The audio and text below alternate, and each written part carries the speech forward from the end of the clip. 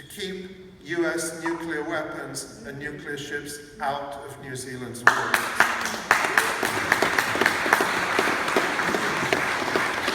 The struggle that people in New Zealand have fought against the nuclear tests in the Pacific. The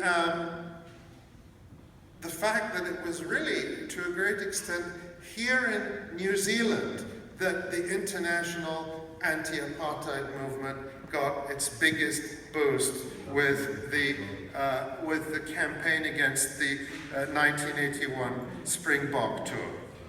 And we've seen little New Zealand.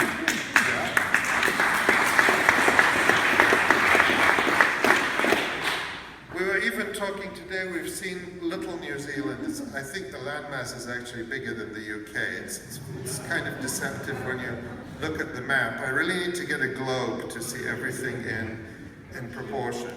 Sorry? We have lots of sheep. Yes, I'm aware of that. But even little New Zealand stood up to Israel in 2004 when Helen Clark broke off diplomatic relations over Israel's theft and forgery of New Zealand passports so that the Mossad could use them to carry out murders and terror attacks against Palestinians and others around the world. Already, the New Zealand Superannuation Fund has partially divested or excluded companies involved in the occupation, but my understanding is that there are still many investments that are complicit. So there is a great opportunity there. But if victory is a victory, and it doesn't matter if it's the United States or France or New Zealand, it makes headlines and it builds power and it encourages people. Last year, the Reykjavik City Council, now remember Reykjavik is the capital of Iceland and has a population of 300,000 people, the whole country. The City Council of Reykjavik voted to boycott Israeli goods, and it was like an international crisis. Headlines, Israel had to mobilize its whole lobby and so on. So the point is, no victory is insignificant. Every campaign, every victory helps us build power, helps us change the norms, helps us get more and more people off the fence and willing to take a stand, willing to say, I'm on the side of those who are oppressed, who are struggling for their rights.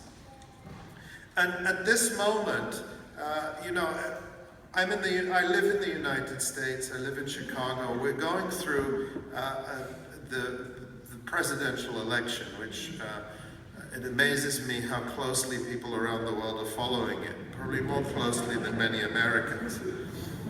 And what this election reminds us of, is how closed our government is to us. Yes, we vote, and we watch the polls and we watch the results, but really this election reminds us that it is the billionaires, it is the people who already have tremendously accumulated power, who have the ears of our leaders in the United States. It's very difficult for us. It's very difficult for us to move this massive ship of state. But here in New Zealand, at a gathering like this, I don't think I've ever been at a gathering on Palestine where any of our members of Congress came. They stay away from us, like we have the plague or something. It's very, very sad. And the fact that some of your elected officials have come here tonight to join us, to listen. I don't want to speak for them. They may or may not agree with what I say. That's fine. But they're here to listen. And the fact that their doors are open means that your country is much more accessible to you, your political system. So you have a tremendous opportunity to make change in this country, much more than we do in the United States. And if New Zealand really leads the way on this issue in terms of international solidarity, others will follow. I just want to end my comments by saying that it is now 2016, right? The years really do fly by as you get a little bit older. We're coming on to 70 years since the Nakba, since the ethnic cleansing of Palestine. And this is something both of my parents remember very well. They were children, but they were old enough to remember, they were old enough to experience it, and it's something that still we live with every day. And, you know, we've seen many of our elders from that generation pass without seeing justice. Many of them are living still in refugee camps, some of them in exile, and they never let go of the dream of returning to Palestine, the dream of seeing their children or grandchildren return. And I really feel that we owe it to them, before time runs out, to make that possible. So I'm in a hurry, I really am. In 1981, even in 1985 or in 1988, it didn't look like the apartheid regime was about to come down in South Africa. People hoped for it, people worked for it. They struggled not because they thought it was imminent, but because there was no option but to do what was morally and ethically right.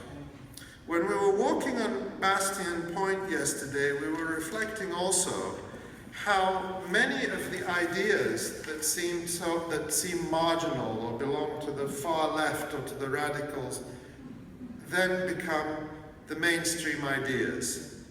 I asked Roger, I said, who now, even those people who wanted to build luxury apartments on Bastion Point, would contest that this is much better, that this open land exists in this beautiful place for everyone? Well, you never know with property developers, but maybe a lot of people who might otherwise have thought that that occupation was radical and violent and whatever it was, would accept how right those people were.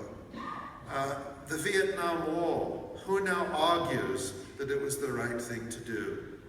We remember that many people who would be ashamed to say so now supported apartheid in South Africa and argued against sanctions. You remember Mrs. Thatcher always used to say, sanctions hurt the people they're supposed to help.